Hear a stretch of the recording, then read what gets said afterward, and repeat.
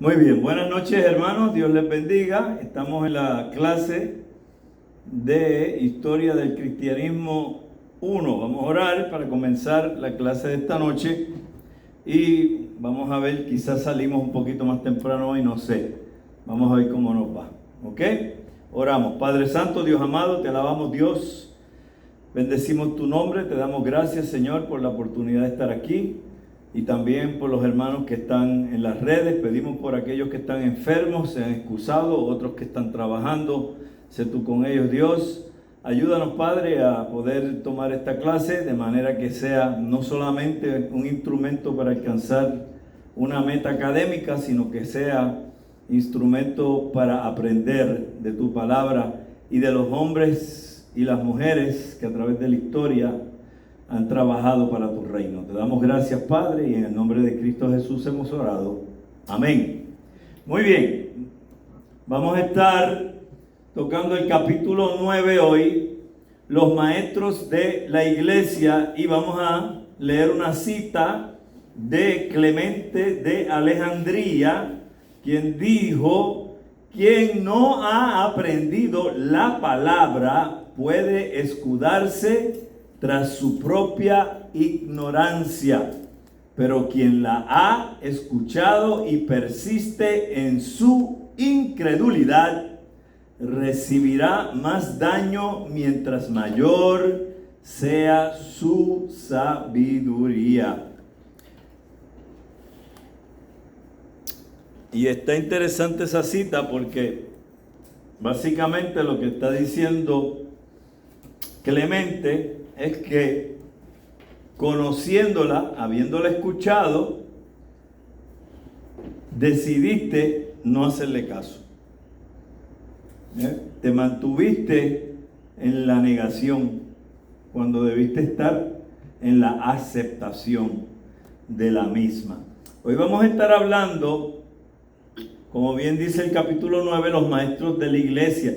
Y cuando está hablando de los maestros de la iglesia, está extendiéndose a lo que nosotros también llamamos padres de la iglesia. Y ustedes saben bien que ya yo les he enseñado a ustedes que los padres de la iglesia son aquellos discípulos de los discípulos, y usted tiene discípulos de discípulos desde el siglo primero hasta el siglo tercero. Entonces usted va a encontrar esos primeros padres de la iglesia y otros que vamos a también conocerles como los maestros de la iglesia, que vienen a ser discípulos de discípulos, y otros son discípulos de discípulos de discípulos. Entonces ahí usted tiene una cadena de hombres que han estado bajo los pies, sea de los primeros discípulos de Jesús o de discípulos de los discípulos de Jesús. ¿Ok? Así que usted tiene ahí una conexión directa, y por ende, como ya hemos enseñado, mientras más cerca yo estoy al tiempo de la era apostólica, más seguro estoy de lo que están enseñando estos hombres que estuvieron bajo los pies de los discípulos originales. Obviamente, porque la información que recibieron vino de la fuente más fidedigna que puede haber, que fue las enseñanzas que dejó Jesucristo a ellos. ¿Ok? Así que vamos a estar mirando hoy. No vamos a poder, casi bien difícil en el tiempo que tenemos en esta clase, cubrir a todos, pero vamos a tratar de cubrir los más posibles, ¿ok? Vamos a comenzar y vamos a ver hasta dónde nos lleva el tiempo.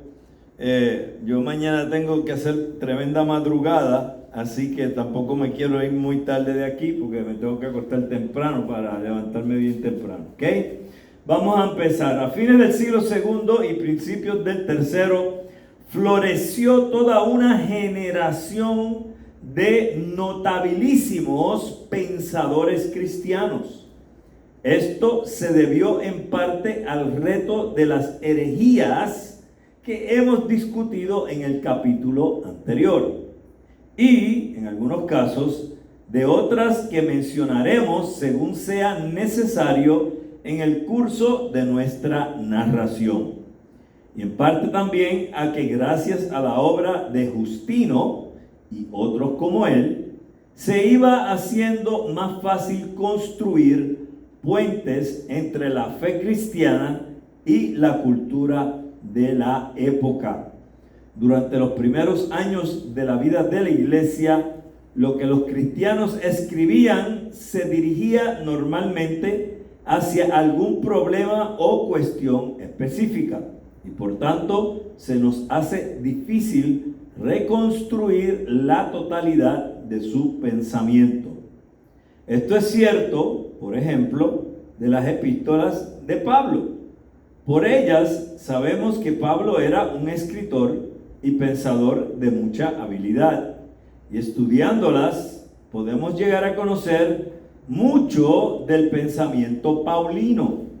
Pero cada una de estas epístolas está escrita en circunstancias concretas y Pablo se dirige a esas circunstancias.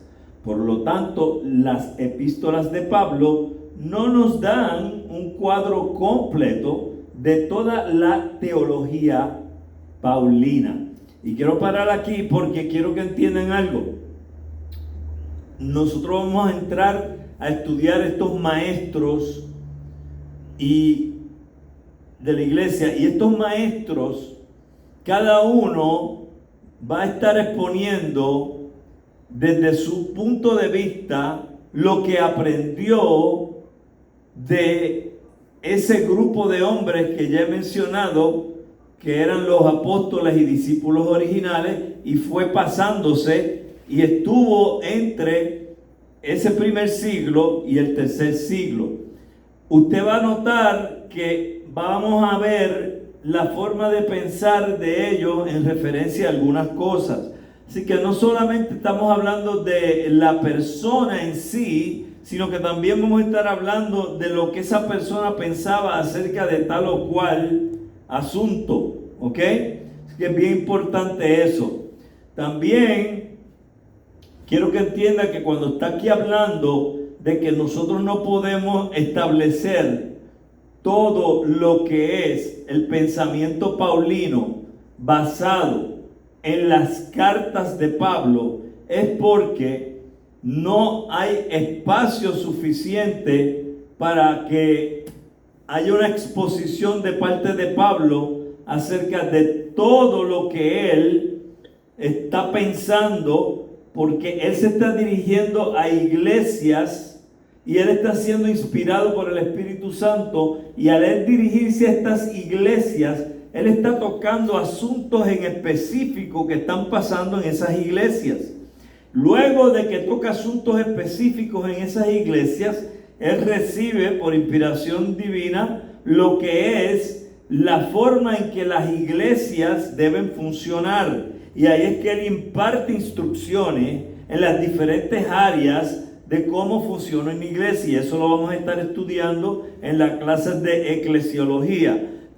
Pablo, si nosotros fuéramos a mirar el pensamiento paulino en su totalidad, tendríamos que no solamente mirar las cartas paulinas, sino que tenemos que mirar otras áreas en el Nuevo Pacto donde vemos que hay destellos de las cosas que Pablo pensaba y son expresadas. Uno de los libros que no sabemos quién lo escribió, pero si nosotros nos ponemos a leerlo, podemos claramente encontrar pensamientos que podríamos identificar como pensamientos paulinos. Es la carta a los hebreos.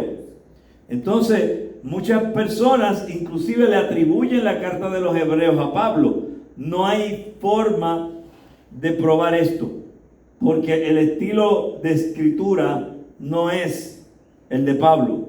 Pero sin embargo, los pensamientos que encontramos en referente a diferentes doctrinas que tienen que ver con la eclesiología y lo que tienen que ver con la cristología se encuentran ahí en la carta a los hebreos.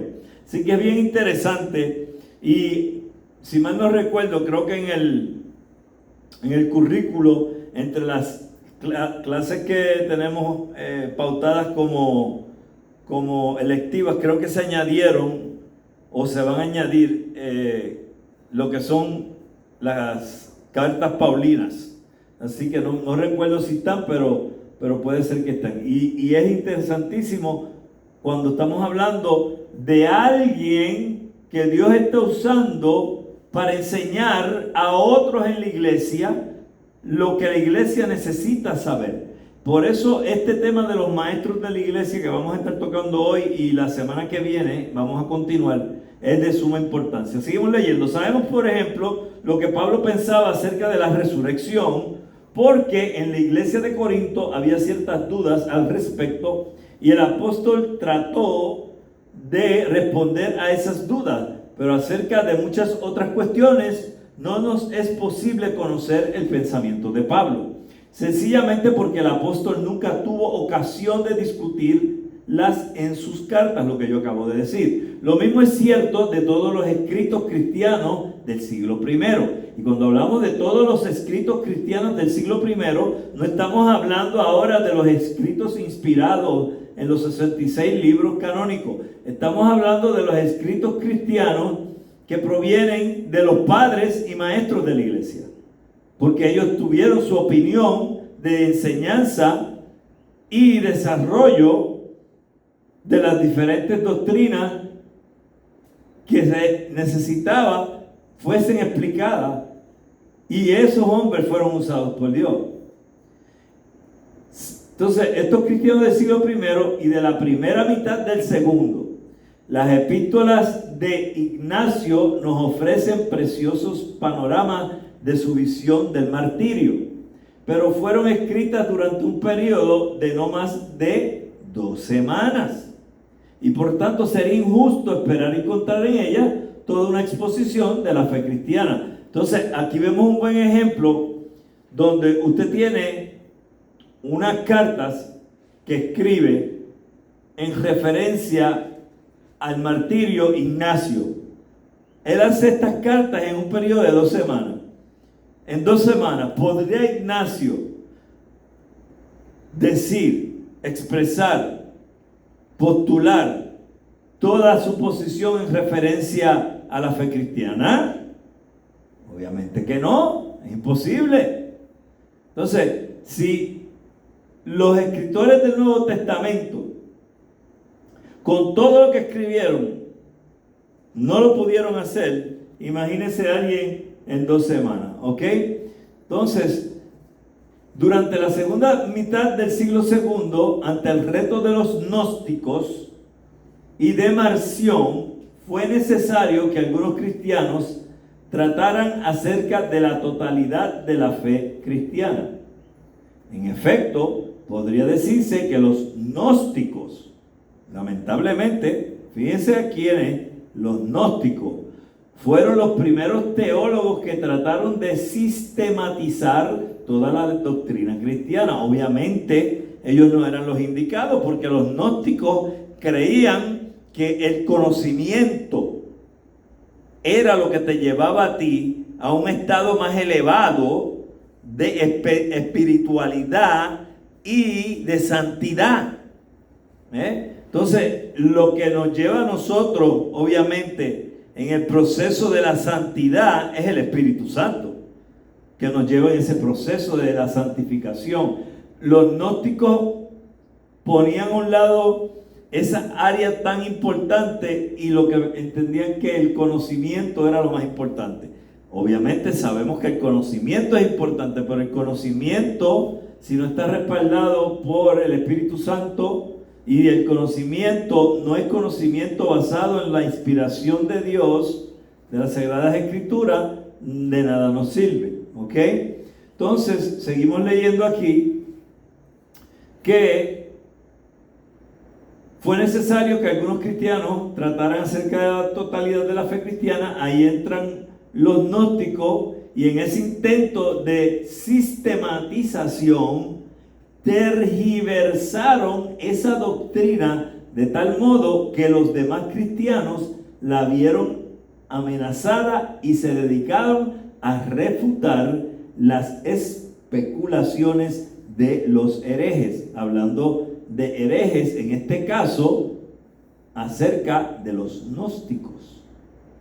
Dado el vasto alcance de esas especulaciones, las obras que los cristianos escribieron contra ellas tuvieron que tener el mismo alcance, y así surgieron los primeros escritos que nos dan una idea de la totalidad de la teología cristiana en los primeros siglos. Entonces, aquí vemos que estos maestros de la iglesia, estos padres de la iglesia, al ver que los gnósticos están tratando de dar una explicación, pero lo que están haciendo es tergiversando las Sagradas Escrituras, enseñando herejías, ellos tienen que ser apologetas y defender la fe, y la forma para ellos hacerlo es haciendo una contraescritura de lo que estas personas están escribiendo, que está errado. Y aquí entonces vemos a todo este grupo de hombres que se dedica a escribir para que quede bien claro qué es lo que la iglesia del Señor cree en relación a la fe cristiana. La realidad de la teología que está bajo la cristología y forma la eclesiología. Entonces todo esto tiene que ser explicado por estos hombres de Dios en esos primeros siglos. En estos escritos son las obras de Irineo de Lyon, ¿ok? Y Lyon, porque esta persona y lo vamos a ver más adelante, pero creo que el libro lo dice, pero esta persona se traslada a Francia y por eso es que se le llama Irineo de Lyon, porque Lyon queda en Francia. Clemente de Alejandría, Tertuliano de Cartago y Orígenes, que también es de Alejandría. Orígenes lo vamos a estar tratando, y a Tertuliano la semana que viene. Vamos a ver si logramos cubrir los de esta semana. Interesante, cuando entremos en Orígenes, yo voy a hacer unos comentarios que son vitales para nuestro entendimiento de las posturas que Orígenes estableció, que han hasta el día de hoy causado efectos positivos para el cristianismo, pero también han causado efectos negativos, y eso lo vamos a ver la semana que viene. Comenzamos con Irineo de Lyon. Irineo era natural de Asia Menor, o sea que estamos hablando del área que conocemos hoy en día como Turquía, ¿verdad? Esa zona. Probablemente de Esmirna.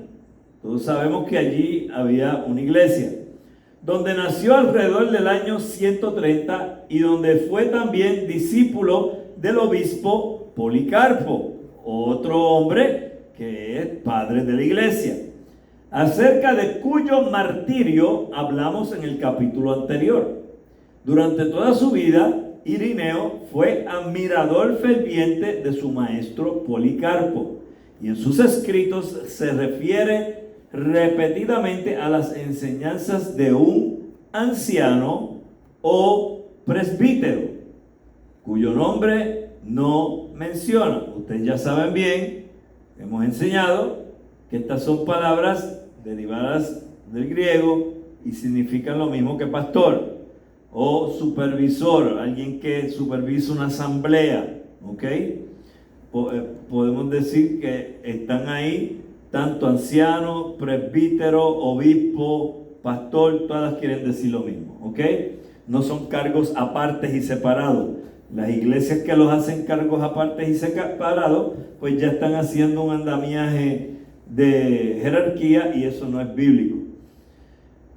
En todo caso, por razones que desconocemos, Irineo se trasladó a Lyon, en lo que hoy es Francia. Allí llegó a ser presbítero de la iglesia, o sea, pastor, que le envió a Roma con una carta para el obispo de esa ciudad. o sea, para el pastor de esa ciudad. Irineo estaba en Roma cuando tuvo lugar la persecución en Lyon y en Viena, que hemos discutido anteriormente. En esa persecución, el obispo Fotino entregó su vida como mártir y por tanto cuando Irineo regresó a Lyon, quedó a cargo de la dirección espiritual de la iglesia que le eligió para que fuese su obispo, ¿verdad? Para que fuese su pastor. Irineo era ante todo un pastor. Su interés no estaba en la especulación filosófica, ni en descubrir secretos recónditos hasta entonces desconocidos, sino en dirigir a su grey en la sana doctrina y la vida correcta. Ese debe ser el interés de todo pastor. Llevar a la iglesia a la sana doctrina y a que vivan su vida de manera correcta en base a esa sana doctrina. Por lo tanto, los escritos no intentan elevarse en altos vuelos especulativos, sino que pretenden sencillamente refutar a los herejes e instruir a los creyentes. Aunque Irineo compuso otros escritos, son dos las obras suyas que se conservan: la demostración de la fe apostólica y la refutación de la falsa gnosis, esta última mejor conocida como contra las herejías. En la primera de estas obras, Irineo está tratando de instruir a su grey sobre algunos puntos de la fe cristiana. La segunda está tratando de refutar a los gnósticos. En ambas, Irineo se limita a exponer la fe que ha recibido de sus maestros, sin tratar de adornarla con especulaciones de su propia cosecha.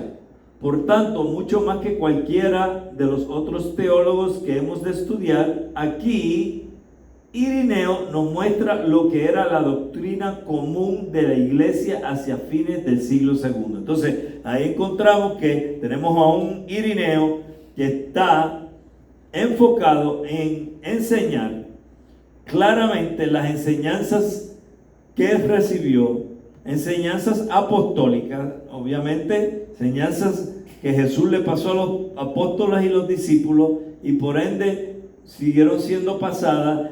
Él, en vez de ponerse a ser un filósofo, y estaba tratando de sacar la palabra filosofar y añadir argumentos de ideas que él pudiera haber tenido en referencia a tal o cual cosa que fue expuesta, él se mantuvo en la línea de solamente enseñar y llevar lo que él recibió como las Sagradas Escrituras. Cuando escuchamos las enseñanzas de él, que usted puede buscarlas gratuitamente en el internet hoy en día, las puede leer, usted se va a dar cuenta que él lo que está enseñando es doctrina bíblica, doctrina bíblica, doctrina bíblica.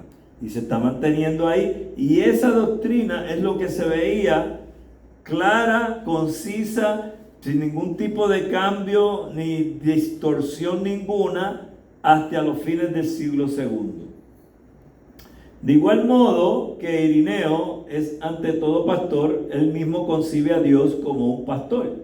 Entonces aquí ya vamos entrando a cómo él está, después de haber estudiado las Escrituras, percibiendo en esta área de la teología el Theos, ¿verdad? A Dios, y él ve a Dios como un pastor. Las Escrituras nos lo dicen. Jehová es mi pastor, nada me faltará, ¿verdad? Así que él no está descubriendo aquí una rueda, él lo que está es expresando lo que la rueda ya está diciendo, ¿verdad? La Biblia ya nos está diciendo eso. Entonces, Dios es un ser amante. Aquí estamos hablando lo que Irineo tiene en su mente. Dios es un ser amante que crea el mundo y la humanidad, no por necesidad ni por error, como pretendían quienes, los gnósticos. Entonces, los gnósticos estaban enseñando erróneamente, sino por razón de su propio deseo de tener una creación a la cual amar y a la cual dirigir, como el pastor dirige la grey hacia el redil. Desde esta perspectiva, toda la historia aparece como el proceso mediante el cual el divino pastor va dirigiendo su creación hacia la consumación final. Entonces, Irineo observa que Dios es como un pastor, está pastoreando a la grey, llevándolos a ellos en el camino hacia el redil, y es una enseñanza y un proceso y un pastoreo progresivo. Toda la creación que entrega su vida a Cristo entra en el sistema de la iglesia del Señor, del cuerpo de Cristo, lo cual es un sistema progresivo. Usted siempre va en progreso como cristiano. El pastor está encargado de ayudarte a ti a tu crecer como cristiano. Y él ve que Dios nos está llevando a nosotros en ese camino a lo que va a ser la consumación final, que va a ser la glorificación de nosotros y una eternidad con Cristo. ¿Ok? La corona de la creación somos nosotros. Es la criatura humana, es el ser humano. Fue creado desde el principio como un ser libre y por tanto responsable. Si usted es libre, usted es responsable. ¿Por qué? ¿Por qué si usted es libre, usted es responsable? ¿Alguien me puede decir? Porque usted, la acción que cometa, usted tiene el libre albedrío para hacerla, usted es responsable. Porque si usted es libre, es responsable por el libre albedrío que tenemos, ¿verdad? Obviamente, ya hemos hablado aquí que hay hermanos en la fe cristiana que no creen en el libre albedrío. Para mí es bien difícil, porque si no fuese así, como lo estaban mencionando en su forma de razonar las Sagradas Escrituras, Irineo, yo entonces tendría un serio problema con la postulación de que mientras más cerca yo esté de los apóstoles y sea parte de la línea de enseñanza que vino directa de los apóstoles, voy a estar correcto, pues esa postura no sería válida. Irineo estaba en esa línea. Entonces, aquí estamos viendo que Irineo ya, en este tiempo, está diciendo el libre albedrío existe. Y la razón por la cual existe es porque al hacernos libres nos hace responsables. Y esto es bien importante entenderlo, porque si nosotros no somos responsables, entonces Dios es responsable. Entonces, si Dios es responsable, pues entonces caemos en la enseñanza que hay por ahí, que todas las cosas que pasan porque Dios quiere que pasen. Así que cuando alguien es ultrajado, es porque Dios lo quiso. Cuando alguien es matado y asesinado a cuchillazos, es porque Dios lo quiso. Son locuras, no hace ningún sentido. Entonces, nosotros tenemos que entender que hay una gran división entre lo que es la responsabilidad humana y el decreto divino de Dios. ¿Okay? Y no podemos mezclar las dos cosas y querer hacerla una. Esa libertad es tal que mediante ella podemos conformarnos más y más a la voluntad y a la naturaleza divina y gozar de una comunión siempre creciente con nuestro Creador. ¿Ves que Él está hablando aquí de que vamos a seguir creciendo? Pero por otra parte, la criatura humana no fue creada desde un principio en toda su perfección. Como pastor que es, Dios colocó a la primera pareja en el paraíso, no en un estado de perfección. O sea que Adán y Eva no eran perfectos. Y mucha gente por ahí enseñan que sí. Si Adán y Eva hubieran sido perfectos, pues entonces no hubiera pasado lo que pasó. ¿Ok? Pero como Él les dio libre albedrío, ahí volvemos otra vez, que este es el punto de contención. Y aquí estamos viendo una enseñanza de uno de los maestros de la iglesia, Irineo, sino que Él tiene a esta pareja en el paraíso no como un estado de perfección, sino como niños. ¿Y qué hacen los niños? Los niños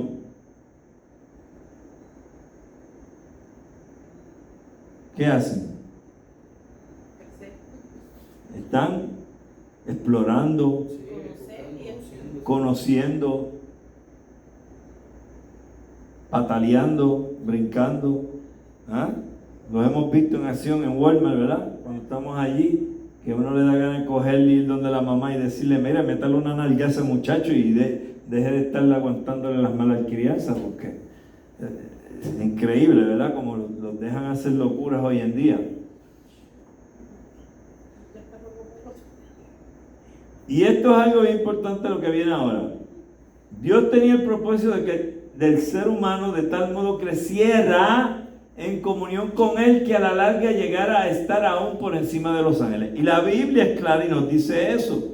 De hecho, el apóstol Juan nos dice que nosotros vamos a juzgar a los ángeles.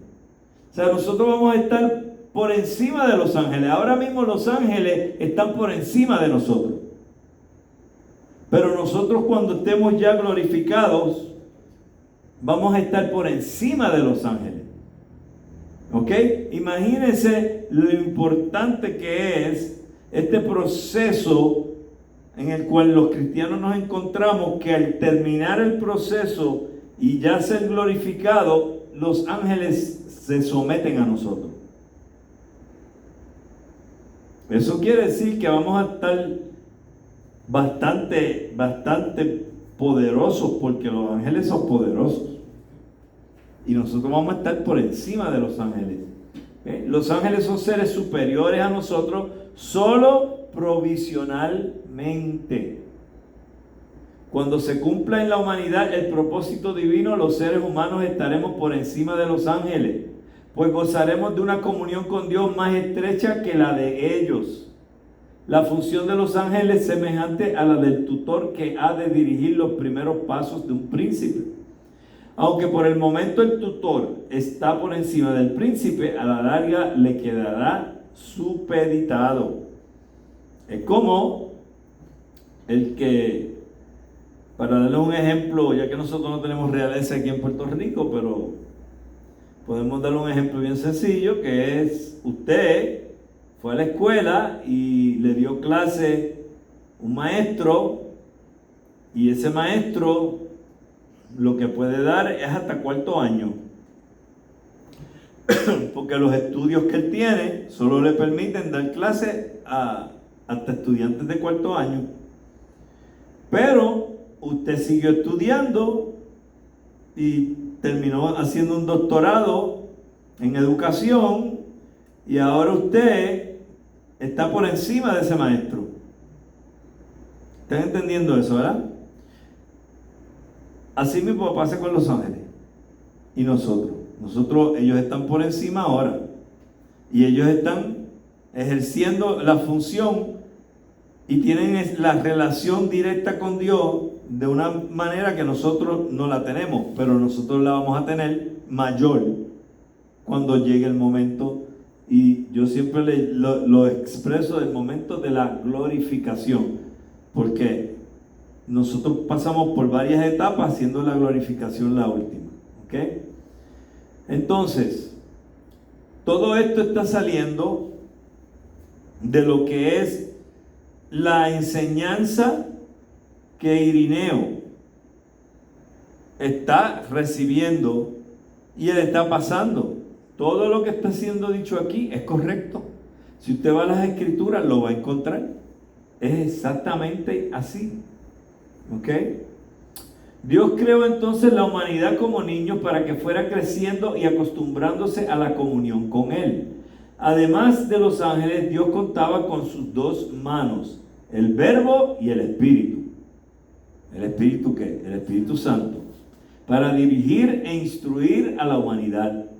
Guiados por esas manos, los seres humanos hemos de recibir instrucción y crecimiento, preparándonos cada vez más para una comunión más y más íntima con Dios. Esto es lo que Irineo llama divinización. Eso suena como algo bueno para un examen en algún futuro. Yo no sé por qué. Como que tiene ese ¿verdad? Tiene como ese timbre. Y es interesante porque ya entonces aquí vemos como un maestro de la iglesia, que no es un apóstol, ni es un discípulo inmediato, establece dentro de lo que es una doctrina ya bíblica un nombre para esa doctrina. Y él la llama divinización. ¿Ok? Interesante. El propósito último de Dios es hacernos cada vez más semejantes a Él. Que quede claro, vamos a ser cada vez más semejantes a Él, pero nunca vamos a ser como Él. Hay religiones que están enseñando hoy en día que nosotros vamos a convertirnos en pequeños dioses. Y hay quienes enseñan que ya lo somos, sí.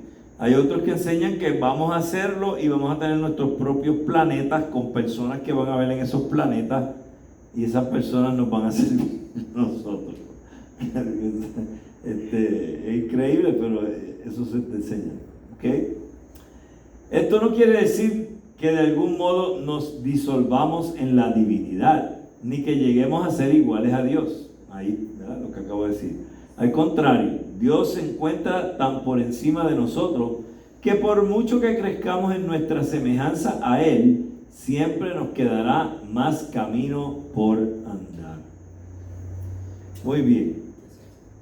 Empero uno de los ángeles, Satanás, sintió celos del destino tan elevado que Dios reservaba para la criatura humana y por tanto tentó e hizo pecar a Adán y Eva. Como resultado del pecado, la criatura humana fue expulsada del paraíso y su crecimiento quedó torcido. Por lo tanto, la historia de tal como se ha desarrollado es resultado del pecado. Pero, si bien el contenido concreto de la historia de la humanidad es resultado del pecado, el hecho de que haya historia no lo es. Dios siempre tuvo el propósito de que hubiera historia. El paraíso no era sino el punto de partida en los propósitos de Dios para con la humanidad. Y yo quiero que usted entienda algo. Y aquí es que caen las personas que quieren entrar en una filosofía que en vez de ser una filosofía de ser, ¿cómo digo la palabra esta en español? Que armoniza, una filosofía de armonización. es una detención. Cuando usted pone una cuerda y la tensa, va a llegar un momento que ya la cuerda no aguanta más y la cuerda se rompe. ¿Ok? Eso sucede con las filosofías de tensión. ¿Por qué le llamamos filosofía de tensión?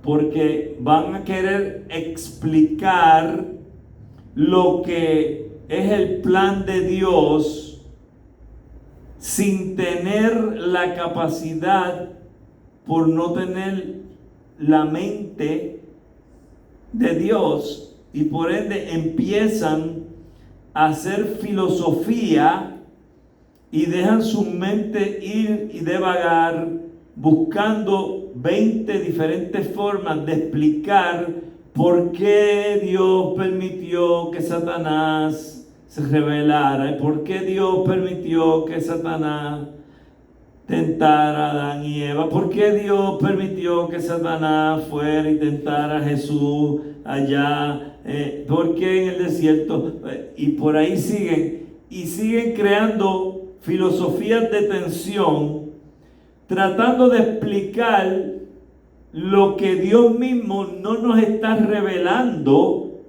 en la Sagrada Escritura.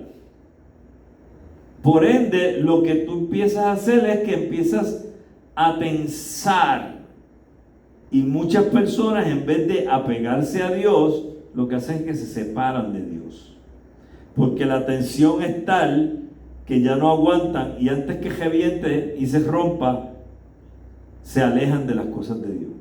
Porque lo que hicieron fue que, en vez de explicar, lo que hicieron fue sembrar duda. Una de las cosas que el diablo siempre va a hacer es sembrar duda. Ahora mismo yo te puedo buscar en las redes. Fácil. 20 diferentes historias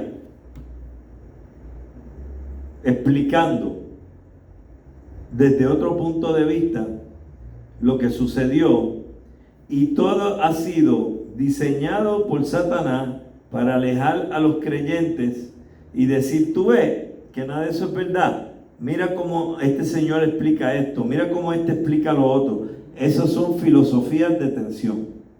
¿Ok? Entonces usted tiene que tener cuidado de no caer en ellas.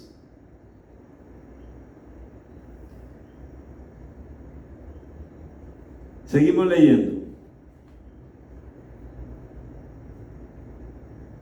Pero si bien el contenido concreto de la historia de la humanidad es resultado del pecado, el hecho de que haya historia no lo es. Dios siempre tuvo el propósito de que hubiera historia. El paraíso no era sino el punto de partida en los propósitos de Dios para con la humanidad. Punto.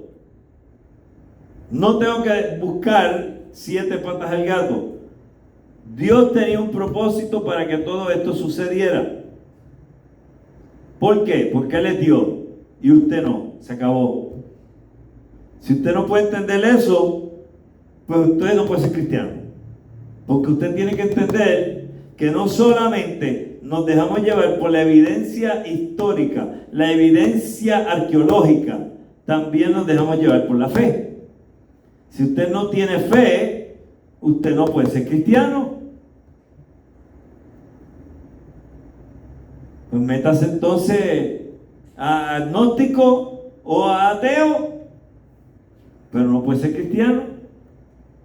Porque en ese chart, no sé cómo se dice un pie en español, pero en ese chart, si lo cogemos y lo dividimos en la área de historia, la área que tiene que ver con arqueología, la área que tiene que ver con lo que son la tradición, la área que tiene que ver con testigos oculares, y entre todo eso hay una parte que encaja la fe. Y si tú no tienes esa parte, tú no vas a nunca ser un verdadero cristiano. Porque muchas de las cosas que nosotros creemos, las creemos por fe. Ahora, no te creas que somos los únicos, porque los que no creen en Dios y creen en la teoría de la evolución y creen en la teoría de la explosión, ellos también creen por fe, porque nadie estuvo allí para ver la explosión. Nadie tiene evidencia de esa explosión. Y si hubo una explosión, te puedo decir que el que hizo que explotara fue Dios. Ya está, con eso te maté. Recuérdense que somos creacionistas, no evolucionistas. Y mientras menos usted pueda usar la palabra evolución en su diario vivir cuando habla, mejor. Porque cada vez que usted usa la palabra evolución, porque estamos evolucionando en este proceso, a mí no me gusta usarla. Yo digo creciendo, progresando, cambiando, nunca digo evolucionando, porque le estoy abriendo la puerta a que piensen que yo creo en la evolución. Porque eso es lo que te enseñan en la universidad. No siempre fue así. Se enseñaba creación y la sacaron de las universidades. Igual que la medicina era toda natural. Y los que estaban detrás del billete cambiaron todo a farmacéutico. Son dos cosas totalmente distintas. La evolución y la creación es totalmente distinta. Yo no creo en evolución porque para que haya evolución tiene que haber un cambio de lo que es una especie. Tiene que haber cambio de especie. ¿Ves? Si yo soy un pájaro y estoy mañana nadando debajo del agua y respiro debajo del agua, pues entonces evolucioné. Eso es evolución. Pero si yo soy un pájaro que vuela y bajo y me meto en el agua, cojo un pescado y sigo volando, eso no me hizo pescado. Yo sigo siendo pájaro. Para que haya evolución tiene que haber un cambio de especie. ¿Cuántos humanos usted conoce que pueden respirar debajo del agua y no se ahogan? ¿Cuántos humanos usted conoce que vuelan?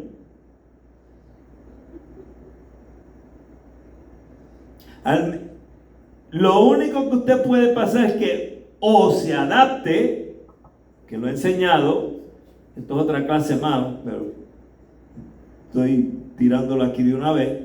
Usted se adapta, por ejemplo, di un ejemplo una vez, que si usted es un jíbaro de aquí y lo mandan para el Polo Norte y está 20 años en el Polo Norte, usted se adapta como los esquimales allá. Pero usted no evolucionó, usted sigue siendo el mismo jíbaro de aquí de Calley, que se lo mandaron para allá por 20 años. Y usted se adaptó, pero usted no evolucionó. ¿Ok? Usted no se convirtió en un oso polar. No han probado todavía que hay un cambio de especie. Eso no existe. El eslabón perdido está más perdido que ellos. Hay quienes dicen que ya lo encontraron. Cuando yo miré y yo dije, ese es el eslabón perdido, ¿qué disparateros son? Ningún eslabón perdido, no hay nada. No hay ningún esqueleto en los fósiles que muestre una evolución del mono al hombre. No lo hay. No existe. Seguimos. Lo mismo puede decirse con respecto a la encarnación de Dios en Jesucristo. La encarnación no es el resultado del pecado humano. Al contrario, desde un principio Dios tenía el propósito de unirse a la humanidad, como lo ha hecho en Jesucristo. De hecho, el Verbo encarnado fue el modelo que Dios utilizó a crear al ser humano según su imagen y semejanza. Adán y Eva fueron creados para que, tras un proceso de crecimiento e instrucción, llegaran a ser como el Verbo que habría de encarnarse. Por razón del pecado, lo que ha sucedido es que la encarnación ha tomado otro propósito y ha venido a ser también remedio contra el pecado y medio para la derrota de Satanás. Entonces, ya usted y yo, por culpa de Adán y Eva, si ese pecado original nunca hubiera ocurrido, hubiera habido otro proceso donde hubiésemos sido como Jesús. Pero ahora el proceso de ser como Jesús va a ser por medio de la glorificación. ¿Bien? Y usted va a resucitar, va a recibir un cuerpo igualito al que recibió Jesús, inmortal e incorruptible. ¿Ok? Y en esta iglesia los hermanos se saben eso de memoria, porque yo siempre lo estoy recalcando, porque hay mucha gente que no sabe eso, que llegan de visita aquí y no tienen ni la menor idea que eso va a pasar. Hay una resurrección tanto para vida eterna como para perdición eterna. Tanto resucitan los que se salvan como los que se pierden. ¿Ok? Aún antes de la encarnación y desde el momento mismo del primer pecado, Dios ha estado dirigiendo a la humanidad hacia una comunión más íntima con Él. Por ello es que Dios maldice a la serpiente y a la tierra, mientras que solo castiga al hombre y la mujer. En el momento mismo de las maldiciones, Dios continúa llevando a cabo sus propósitos redentores.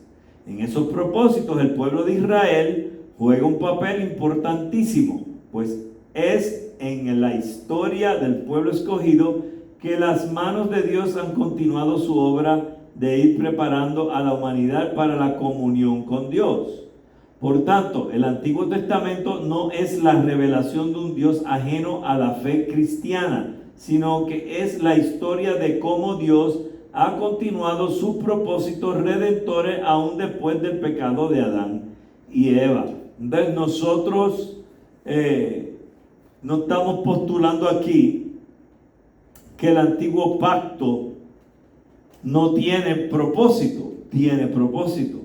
Lo que sucede es que el propósito del antiguo pacto tiene un propósito doble. Tiene el propósito de bregar con el pueblo de Israel y tiene el propósito que es el de un crecimiento progresivo para pasar de esa etapa del pacto antiguo o veterotestamentario al pacto nuevo o el pacto neotestamentario. Y usted y yo estamos bendecidos de estar en el pacto neotestamentario y de ser parte de la gracia que recibimos en el mismo. ¿Ok? Y aquí no sé por qué se me pusieron chiquitos mis letras aquí. Eso fue que cuando lo monté, lo más seguro no le di save. ¿Verdad? Los que saben de computadora. Por fin, al llegar el momento adecuado, cuando la humanidad había recibido la preparación necesaria, el Verbo se encarnó en Jesucristo. Jesús es el segundo Adán, porque en su vida, muerte y resurrección se ha creado una nueva humanidad, y en todas sus acciones Jesús ha ido corrigiendo el mal que fue hecho en el primer pecado. Pero más que eso, Jesús ha derrotado al maligno y nos ha hecho posible vivir en una nueva libertad. Quienes están unidos a Él mediante el bautismo, la fe y la comunión participan de su victoria. Jesucristo es literalmente la cabeza de la iglesia, que es su cuerpo. El cuerpo se nutre mediante la adoración, particularmente la Eucaristía. Nosotros, en nuestra denominación, no le llamamos Eucaristía. ¿Ok? Que quede bien claro que está utilizándose lenguaje anglicano. El lenguaje anglicano es de la Iglesia de Inglaterra. La Iglesia de Inglaterra es una iglesia que se forma cuando rompe lazos con la Iglesia Católica. ¿Ok? ¿Están conmigo? Nosotros, por lo menos, que creo que los que están representados en esta clase son bautistas, quizás pentecostales, muy probable que haya algunos que no son denominacionales, pero se inclinan hacia las enseñanzas que tienen que ver con el movimiento evangélico. Nunca usamos la palabra Eucaristía, porque la palabra Eucaristía es utilizada por la Iglesia Católica, y con todo el respeto a nuestros amigos católicos, nosotros no creemos en que el pan se convierte literalmente en el cuerpo de Cristo. Nosotros creemos que es simbólico. ¿Entienden? Así que la razón que encontramos esa palabra aquí es porque se está utilizando el lenguaje de la iglesia anglicana. ¿Ok? Iglesias que utilizan este mismo lenguaje: la metodista, la episcopal, la presbiteriana. ¿Ok? Nosotros preferimos no usarlo. Obviamente, yo no voy a tacharle el libro, porque el libro decidió que usa ese lenguaje. Porque aunque él, Justo González, no cree en la transustanciación o el cambio ese místico del pan en el cuerpo de Cristo, él se está dejando llevar por los escritos que está utilizando para preparar este libro, y el lenguaje que había era uno anglicano, y por ende utiliza esa palabra, pero él no la ve con la posición católico-romana o la posición que tienen otras iglesias de ese tipo de corte, que de hecho vamos a tener una conferencia aquí en julio, creo que es, Gladys, en julio, déjame ver, ¿estamos en qué? En mayo, junio, sí, para julio vamos a tener una conferencia aquí del catolicismo, las iglesias ortodoxas rusa, copta, griega. Vamos a hablar de las iglesias evangélicas, protestantes, y esa conferencia va a ser como de 3 horas, así que ya más adelante estaremos dando los datos. Muy bien. Y de tal modo está unido a la cabeza, que ya va recibiendo los beneficios de la victoria de Cristo. En su resurrección ha comenzado la resurrección final, de la que todos los que forman parte de su cuerpo serán partícipes. Cuando llegue la consumación final y el reino de Dios se establezca, ok, vamos a hablar de esto aquí también. Hay varias posiciones en referencia al reino de Dios. La que está usando Justo aquí, él está hablando del reino literal, físico. Nosotros ya estamos en el reino de Dios. Lo que pasa es que no estamos en el reinado literal. ¿Están conmigo? Si usted es de la posición que cree en el reinado de 1000 años de Cristo, que va a venir a la tierra a reinar por 1000 años, que es la posición que nuestra iglesia sostiene, y después de eso, pues obviamente ya nosotros nos habremos ido, porque eso sucede después del arrebatamiento, que creemos en el arrebatamiento en nuestra iglesia. Si en su iglesia no creen eso, se los respetamos, nosotros creemos en eso. Vamos a venir todos los que seamos arrebatados a reinar con Cristo por 1000 años aquí en la tierra, y después nos vamos otra vez y viene la batalla del Armagedón y se acaba esto, y después viene tierra nueva y cielo nuevo y tierra nueva, etcétera, etcétera. Pero ahora mismo hay un reino que es el reino de Dios, y usted y yo pertenecemos al reino de Dios. Lo que no estamos es en el reino literal de 1000 años. En ese todavía no estamos. Continúo. Esto no queja decir que la tarea de Dios como pastor habrá terminado. Al contrario, la humanidad redimida continuará creciendo en comunión con Dios, y el proceso de divinización continuará por toda la eternidad, llevándonos siempre más cerca de Dios. En resumen, la teología de Irineo, que es el de quien hemos estado hablando, ¿verdad? Consiste en una grandiosa y amplísima visión de la historia, de tal modo que los propósitos de Dios van cumpliéndose a través de ella. En esa historia, el punto central es la encarnación de Jesucristo, no sencillamente porque Él haya venido a enderezar la torcida carrera de la humanidad, sino también y sobre todo porque desde el mismo momento de la creación, ya Dios proyectaba la encarnación como punto culminante de su obra. El propósito de Dios es unirse al ser humano, y esto ha ocurrido en Jesucristo de un modo inigualable. Bien importante, cuando continuamos estudiando estos maestros de la iglesia, es bien probable que para el segundo examen yo pueda coger y decir, ok, Irineo, mencióneme una doctrina explicada por Irineo. Y usted viene y me explica, por ejemplo, la doctrina de la encarnación de Jesucristo.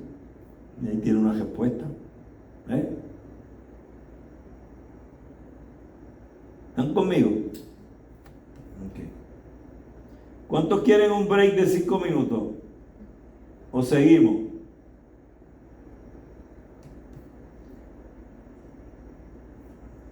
Siga. Si tú estás más tirado. Está interesante. Usted está más tirado que nadie, muchachos. Si no es porque aprendes de vez en cuando, creo que estás durmiendo. Estamos bromeando. Sabemos que Porfirio es muy aplicado en los estudios. Eso lo sé.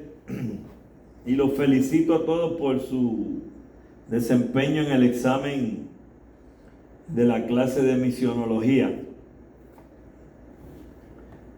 Sé que van a salir bien también. Este sábado vamos a estar dando el examen, primero el examen de la historia del cristianismo. Si usted quiere coger el examen de pedagogía, también lo voy a tener aquí, listo para que lo coja. ¿Ok? Si no, lo puede coger el sábado siguiente, ¿ok? Porque no quiero que se me vayan a ahogar. La idea aquí no es que nadie se cuelgue, sino que todos aprendan. ¿Ok?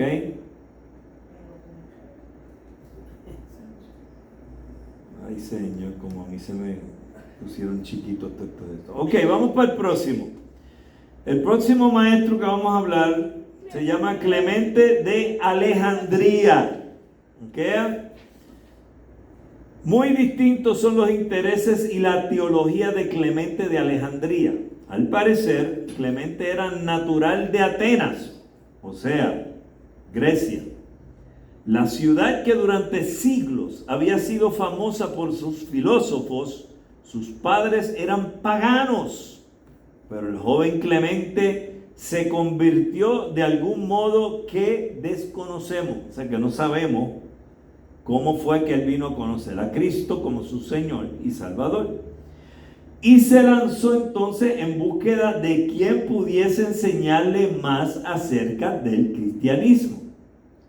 Tras viajar por su buena parte del Mediterráneo, encontró en Alejandría un maestro que le satisfizo. Este maestro era Panteno, de quien es poco lo que sabemos.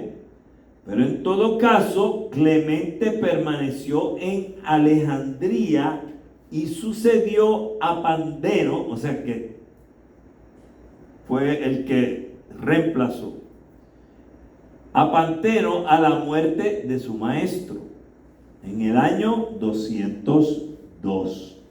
¿Ok? Así que estamos hablando aquí 102 añitos después que muere Juan. A causa de la persecución del Septimio Severo, a la que hemos de referirnos en el próximo capítulo, Clemente se vio obligado a abandonar Alejandría y anduvo por varias regiones del Mediterráneo oriental, particularmente Siria y Asia Menor, hasta su muerte, que tuvo lugar alrededor del año 215. Alejandría, donde Clemente recibió su formación teológica y donde primero ejerció su magisterio, era el centro donde se daban cita a todas las diversas doctrinas que circulaban en esa época. Y era también, por tanto, el centro de la fiebre sincretista que hemos mencionado en repetidas ocasiones. Acerca de esto tenemos un testimonio interesantísimo en lo que el emperador Adriano le escribe a su cuñado, el cónsul Serviano, acerca del Egipto, cuya capital era Alejandría. Queridísimo Serviano, el Egipto que tanto me alabas me parece ser ligero, vacilante y mariposeador entre los rumores de cada momento. Los que adoran a Serapis son cristianos, y los que se dan el título de obispo de Cristo son devotos de Serapis.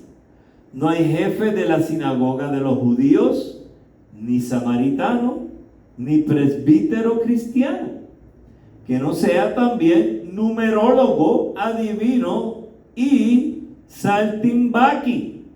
Son gente altamente sediciosa, vana e injuriosa, y su ciudad es opulenta, rica, fecunda. En ella nadie está ocioso.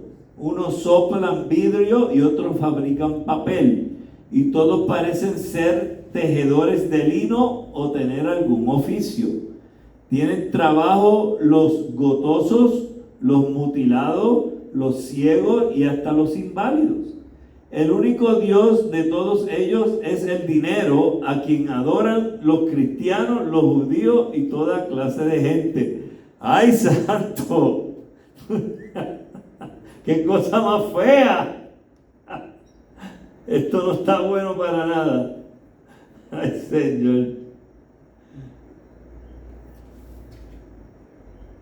En nada se parece a personas hoy en día, no. Para nada. Yo no conozco iglesias que sean así.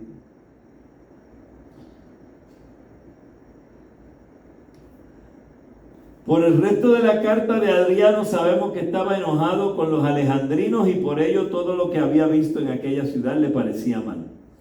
Hasta el hecho de que todos estuvieran ocupados les daba ocasión para criticar la vida de los alejandrinos.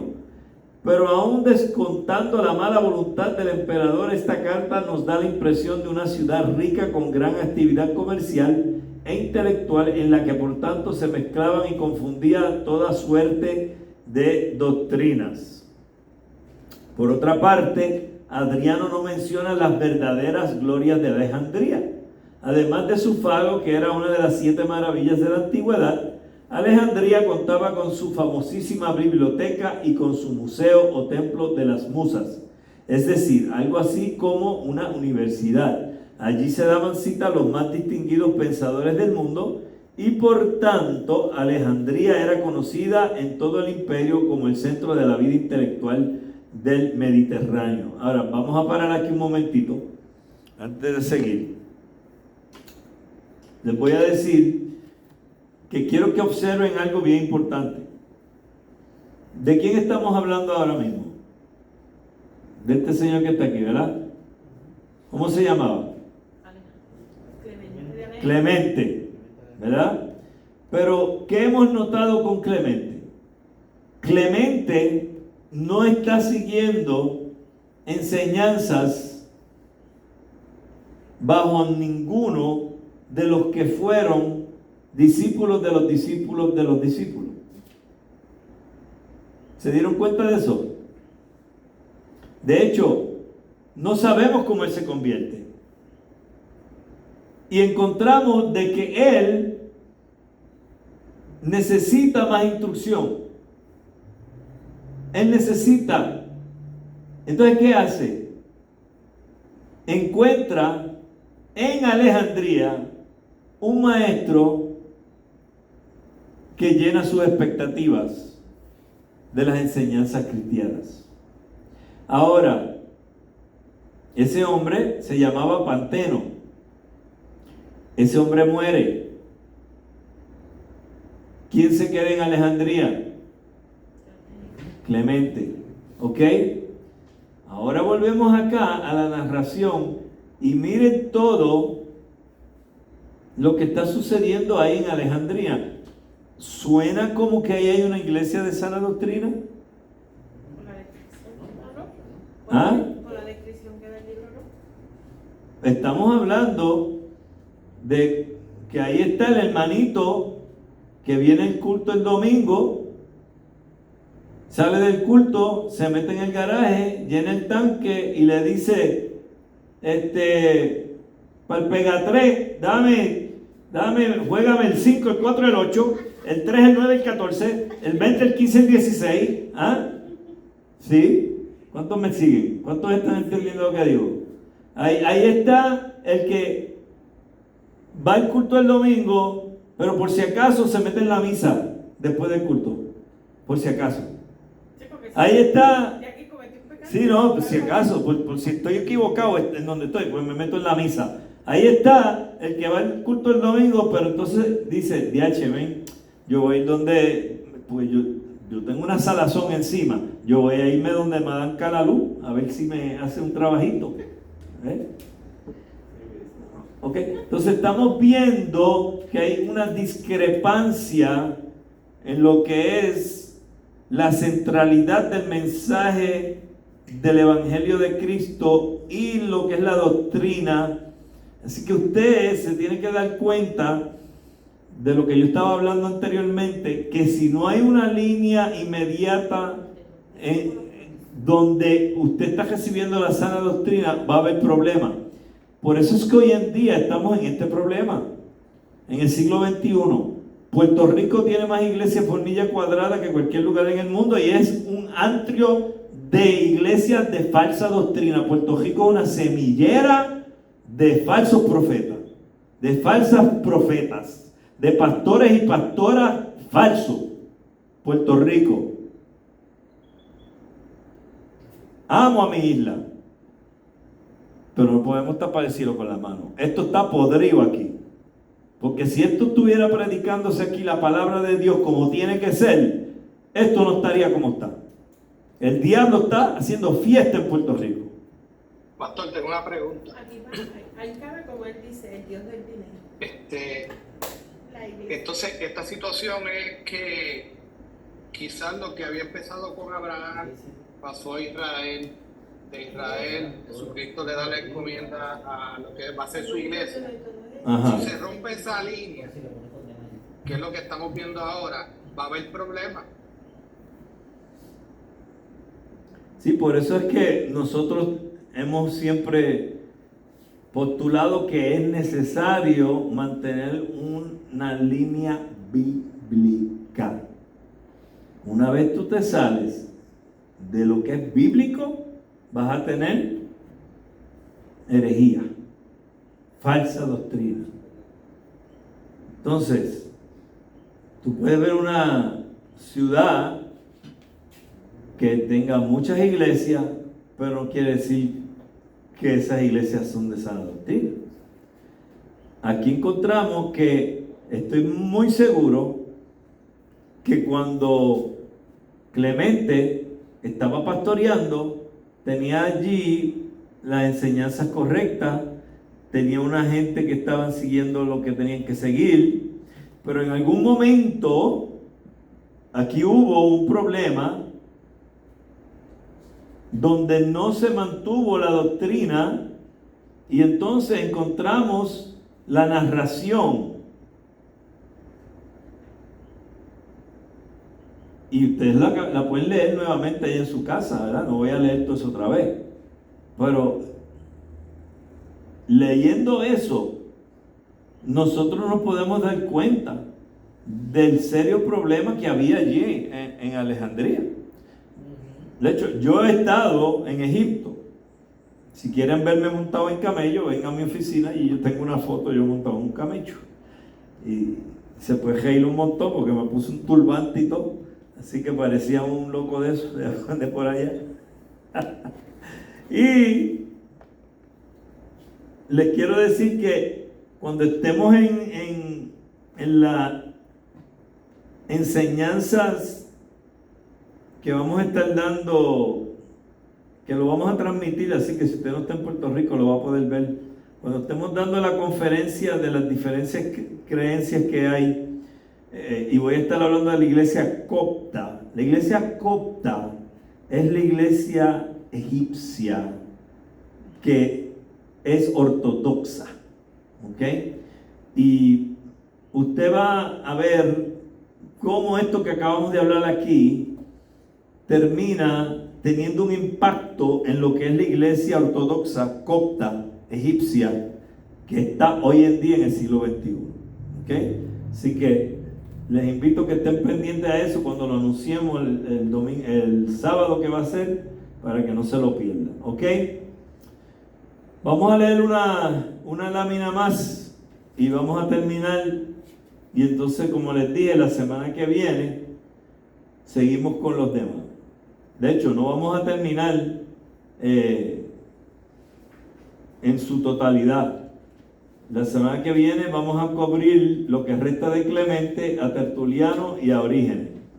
Ok, fue en esa ciudad que Clemente halló a Panteno y formó su teología. Por tanto, no ha de extrañarnos el que su propio pensamiento muestre notables afinidades hacia el pensamiento filosófico de su época. Además, Clemente no fue pastor como Irineo, sino maestro, y maestro de intelectuales. Por tanto, lo que él busca no es tanto exponer la fe tradicional de la iglesia, ni guiar a todo el rebaño de tal modo que evite caer en las redes de la herejía, sino más bien ayudar a quienes buscan las verdades más profundas y convencer a los intelectuales paganos de que el cristianismo no es después de todo la religión absurda que sus enemigos pretenden. Entonces, aquí tenemos una situación interesante, porque tú tienes a un Clemente que se encuentra Panteno, establece su teología, pero enseña el cristianismo. Pero por no enseñar apología en el mismo, tienes un montón de gente que no están 100% comprometidos. Es como si yo ahora empezara a hablarles a ustedes del libro de los Filipenses, la carta a ellos, pero entonces empiezo a introducir que no hay problema si usted quiere filosofar en referencia a las enseñanzas de Platón, siempre y cuando usted esté claro que Cristo es el que salva. Yo no haría eso. Yo lo que le diría a usted: no pierda su tiempo leyendo a Platón. Apréndase bien lo que enseña Cristo. Y entonces, si quiere aprender lo que enseña otra forma de pensar, otra filosofía, otra escuela de pensamiento, para defender su fe, entonces hágalo. Pero en el caso de una persona que no está madura en la fe, eso es un problema, porque lo confunde. Eso es así. Una persona que no está madura en la fe lo va a confundir. El problema que tenemos aquí es que estamos hablando del siglo, estamos en el siglo II, ¿verdad? Estamos en los comienzos todavía del cristianismo. Tenemos un problema. ¿Por qué? Porque, como dijo el Señor, la mies es mucha, mas los obreros son pocos. Entonces no hay suficientes obreros en aquel momento tampoco. Y cuando hablamos de los obreros, estamos hablando de obreros que estén capacitados, hombres llenos del Espíritu Santo, hombres que realmente tengan el llamado de Dios para pastorear. Mira lo que dice aquí, volvemos y leemos en lo que son las anotaciones. Dice: no nos debe extrañar el pensamiento filosófico de la época, es que lo lleva a su formación no solamente está pensando en la enseñanza cristiana, sino las filosofías que hay en aquel momento. Clemente no fue pastor. ¿Escucharon eso, verdad? Irineo sí. Aquí yo te digo claramente, no todo el mundo puede ser pastor.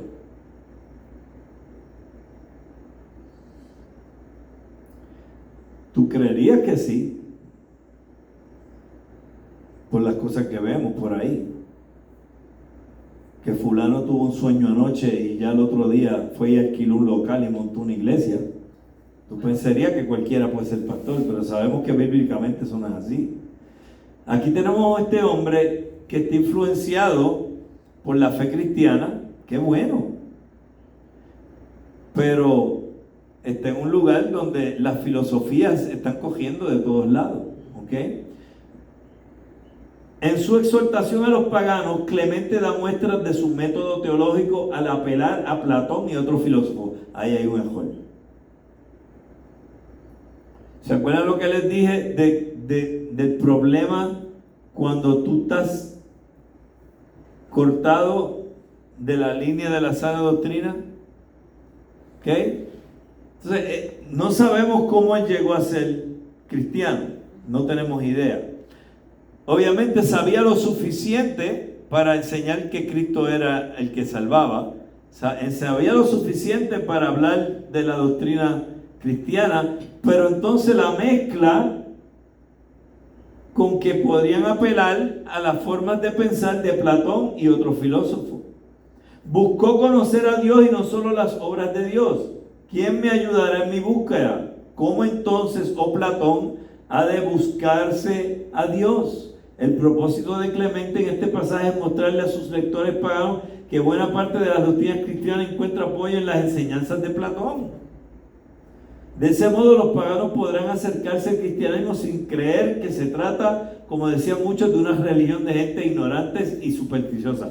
Y es un problema porque él lo que ha hecho ahí es que ha malinterpretado lo que Pablo enseña cuando Pablo dice que se hacía a los judíos como judíos, que se hacía a los gentiles como gentiles, a los griegos como griegos, todo por la causa de ganárselos para Cristo. Entonces yo no me voy a ir a ser pandillero con los pandilleros para ganármelos para Cristo. Entonces, tú tienes que tener un razonamiento claro de lo que Pablo está enseñando. Él lo que está diciendo es, yo no me voy a hacer como ellos, yo voy a estar con ellos. Voy a ser partícipe del mundo de ellos, pero no para hacerme yo como ellos, sino para que ellos se hagan como yo. ¿Me están siguiendo? Es como cuando ya últimamente no hemos ido porque tenemos la certeza que nos van a pegar un tiro. ¿Cómo están las cosas aquí? Pero antes íbamos al caserío ahí a llevar la palabra. Pero yo me estoy bañando allá cada jato ese y petardos no son. Pues yo no me puedo ir a hacer allí y a poner la vida de mis miembros de la iglesia en peligro, por más que quiero ir a hablarles de Cristo. Pero entonces si me matan a los hermanitos, no, mejor me voy para el otro lado y le hablo a otros de Cristo y cumplo con la gran comisión, porque así mismo Pablo tuvo que hacer, no se tiró por la ventana en una canasta para huir, porque si no lo iban a matar. ¿Están conmigo? O sea, que la gente rápido dice, pero pastor, te tienes que ir allá donde está el peligro. Pues, Pablo no se fue por una canasta que lo zumbaron por la ventana para que se escapara, para que no lo mataran. Si Pablo lo hizo, ¿cómo yo no voy a defender a los míos aquí también? Y hay que ser sabio a dónde vamos a ir también. ¿Ok? Entonces, tenemos aquí que los padres de la iglesia y los maestros de la iglesia no son la misma cosa. Los padres de la iglesia son los discípulos de los discípulos. Maestros de la iglesia pasan más generaciones después de los discípulos originales. ¿Ok? Ahora eso quiere decir que todos los maestros de la iglesia van a tener cosas malas. No. ¿Quiere decir que van a tener algunas cosas malas? Sí. Y vamos a ver la semana que viene, si el tiempo no lo permite, ciertas cosas que muchos van a oír, y quizá no tanto los que estemos aquí y cogiendo la clase, pero si yo pongo esa clase en público, muchos lo van a oír y no les va a gustar. Porque hay personas que siguen a muchos de estos maestros en el año 200, año 300. ¿Ok? Siguen lo que ellos enseñan hasta el día de hoy. Y si tú hablas algo mal de ellos, se molestan. Pero tú tienes que decir las cosas como son. Tú no puedes estar tapando. Si hicieron algo mal y enseñaron algo mal, hay que decirlo. ¿Ok? Muy bien. Pregunta. Pregunta, Jerry. No, Meilín, ¿estás durmiendo? ¿Estás bien?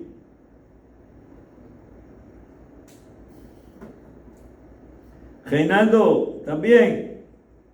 sí, amén, amén. Ok. Arturo está por ahí. Sí, yo espero que esté despierto. Arturo está durmiendo. Ay, Despierta, Señor. Arturo. Mira, ve que ni está. En verdad que tú lo que sirves para criticar, vamos a adaptar la clase interesante, ok, gracias. La semana que viene continuaremos con lo que resta de Clemente y entraremos en Tertuliano de Cartago y Orígenes de Alejandría. Y a ese es el que yo quiero llegar. Pero Clemente estaba en Alejandría. ¿Ah? Clemente estaba en Alejandría. Sí, pero Orígenes, ahí es que vamos a gozar cuando entremos en Pastor, Orígenes. ese estaba, cuando hablemos de ese, va a estar peor que este. Por eso digo. No, Orígenes tiene muy buena postura, pero tiene unas áreas en las cuales lamentablemente influenciaron a quien conocemos luego como, se le conoce como San Agustín, y eso es lo que establece un sistema teológico que no me quiero adelantar porque entonces daño las clases que vienen, pero probablemente uno de los precursores más importantes de lo que es el pensum de los católicos y todas las derivaciones que salen de ellos, incluyendo algunas ramas protestantes que tienen esa línea de pensamiento también agustina. ¿Ok? Pero vamos a aprender todo eso en las clases que vienen por ahí para abajo. ¿Ok? Muy bien. Pues vamos a cerrar con oración.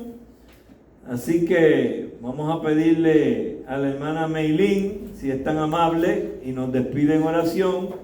Y recuerden, el sábado, los que están aquí en Puerto Rico, a las 10 de la mañana, tenemos el examen aquí en nuestras facilidades. Y si va a coger el de Pedagogía 2, también lo voy a tener disponible. Y a la 1 de la tarde, de 1 a 3, tenemos la conferencia de condiciones crónicas. ¿Ok? Hermana Milín, nos despide en oración. Ok, oremos. Padre Santo y Padre Bueno, te damos gracias en este día por todas las cosas que Señor, tú nos has brindado hasta hoy, Señor.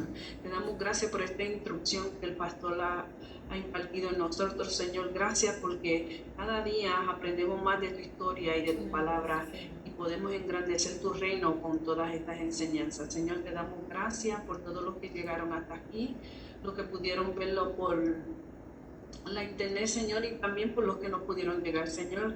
Que seas tú ahora guiándonos a cada uno que se dirigen a sus hogares, Señor, y no nos apartemos de tu presencia, pero queremos que sigas con nosotros a través de nuestros caminos, Señor. Te damos gracias Y todas estas cosas las pedimos en el santo nombre de tu Hijo nuestro Señor Jesús.